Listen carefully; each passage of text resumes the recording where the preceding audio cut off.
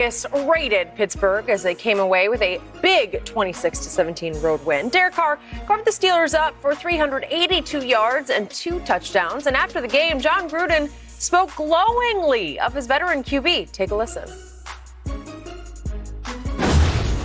I just let his performance speak for itself. I've been clamoring about Derek Carr since I've been here. So hopefully he gets some recognition for doing what he did today. You know, he had some long drives. He was big again at the end of the game against 2 great defenses 2 weeks in a row, and it's a big reason why we've been able to win. Good point. Shannon, was yesterday more about the Raiders or the Steelers? Hold on. I know this ain't the same guy that's been dying and itching to replace Derek Carr, and now he hopes he gets some recognition. He's been clamoring for him? That man ain't been clamoring for no recognition. Clamoring? He's been wanting you to accept him as your starting quarterback. In other words, he's telling you he's Jennifer Holliday, and you're going to love me. That's true. After 2 games for throwing for over 4, basically averaging over 400 yards passing, you're going to love him. You don't have a choice, John. Derek Carr said, what else do I have to do? What else do I have to do to get you to embrace me?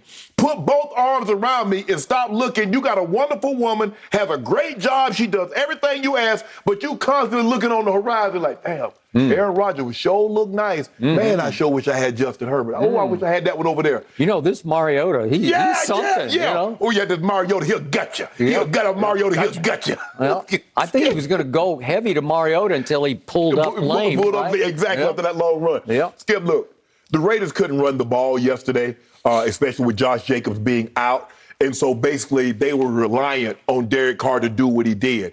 And he did a number again. Ruggs is starting to show again why he was selected with the the 11th overall pick. 5 catches, 113 yards. They did a great job of neutralizing Darren Waller, knowing that's his primary target. He's going to throw him a bunch of targets, but they did a great job of neutralizing him. But Ruggs has that Tyreek Hill type speed, Skip. You got to know where he is at all time because he can take the top off. And Minkah Fitzpatrick got a little nosy just one time. And before he knew it, there's nothing he could do to recover. Derek Carr was sensational. But, Skip, I told you, don't jump on the Steelers just yet. Ben cannot push the ball down the field. And they still don't run the ball. Najee Harris like, man, I should have stayed at Alabama because the holes I had at Alabama are a lot better than these holes. I'm going to give the Raiders credit, Skip. I never thought the Steelers were as good as a lot of people build them out to be, especially after going to Buffalo and beating Buffalo, because I felt that was more about what Buffalo didn't do as opposed to what Pittsburgh did do. But Derek Carr was phenomenal. And the AFC, though there's something going on out west, the NFC West and the AFC West, Skip, that thing's going to get very, very, very, very interesting. But Derek Carr was sensational yesterday. And I'm surprised the Raiders, I definitely didn't think they were going to beat the Ravens. I'm surprised they're 2-0 right now. But they look like a major player, Skip. They are a major player in the AFC, especially after what we've seen over Kansas City the first 2 weeks, the vulnerabilities in stopping the run. And because they were on the cusp in week 1, they could easily be 0-2. So the Raiders said, you know what? We got to forget wild card. We're a player in this division now. That is correct. Which is why last week when we discussed the Raiders, I said they will make the playoffs out of your division. And you said, over who? Well, they're just that good. I don't know how it's going to shake out, but I think they'll wind up being a little better than your Broncos, who are off to a We're about to be 3-0 because you know what we got next week. We got the Jets. You got the Jets. So you probably will be 3-0. And Teddy Bridgewater is being Teddy Bridgewater. I mean, he's bridge over troubled waters, right? And a defense looking good. The defense is looking great. I give you that. And Teddy won't get you beat, but will he win games for you? We'll see. The question is, can he win games he shouldn't win? Now, he's beaten 2 teams, the Giants and Jacksonville. We expected him. But what about Kansas City? What about the Raiders? What about some of these other, what about your Cowboys?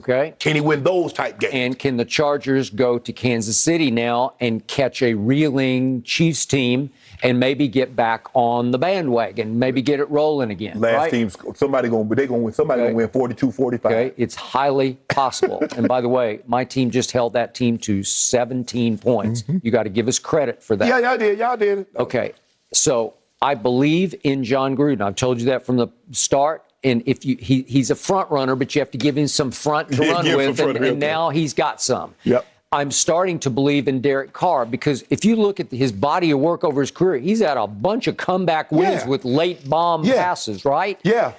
And yet, I still believe in Ben Roethlisberger and the Pittsburgh Steelers.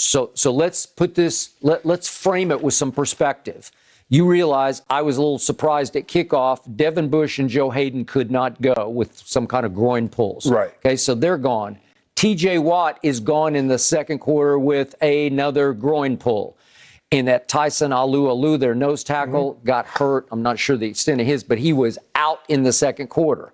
And all of a sudden, they're without Tuitt, and then their star guard, Trey Turner, got into some kind of spitting match. I don't know. Mike Tomlin defended him after the game and said he got spat upon first and then spat back.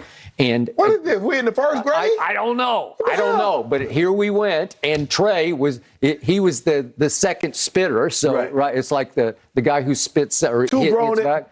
Grown, you know what men in a ball game spitting on really, Skip? Okay, but Trey Turner went nuts on it, and Tomlin's point was he went crazy. He's even keel. You know, he's rock steady, and he doesn't do that unless something provoked him that was completely over the edge. Well, go on and whip him, Trey. Okay, well, I think he wanted to, and yet that happened on a couple plays. If we could see the first Ben throw, you say he can't push the ball down the field, but he threw one to Claypool. It was pretty good. Let's see this. Does he have any arm left? I don't know. That looks pretty good to me. That was a big-time throw, okay? So that sets them up in range, and then the next play, he flips it to Najee, who gets loose. Here it is again. Skip, look at that face. Look at that face. Like a javelin sailor coming down. Really? Come on, Skip. Oh, boy, I like that. I like that. Here's Najee getting loose. And this is Najee at his best, hitting the pylon. And I wanted to see more of that on running plays. And to your point, he carried only 10 times for a grand total of 38 yards. Won't get it done. No. They had 14 carries for 39 yards. For 39 yards? That? Well, now we're back to the bad old days because last year they finished dead last in rushing. Well, that's do that again. There we go again. Well, it's hard to overcome all those losses on defense.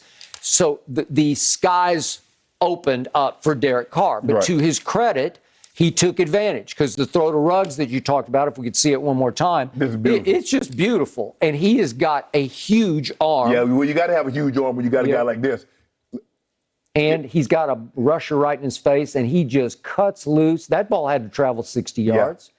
And Ruggs can catch it, too. And it's hard to catch those. But Skip, you can't let a guy like Ruggs just get a head start on you. He's going to eat the cushion up so quick.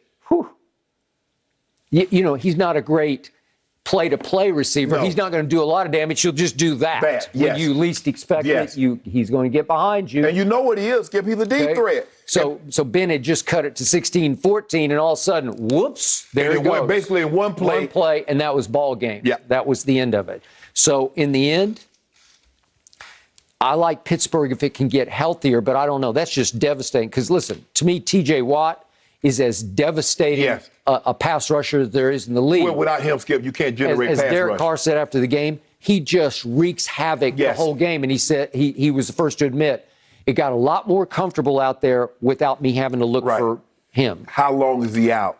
I don't know. That's good. Groin. Yeah, Skip. And you know how those things is. And with a groin, Skip, anything sudden. That's what his first step. That's how he beats everybody. His first step is the suddenness. So if you take him out and Devin Bush out and Joe Hayden out,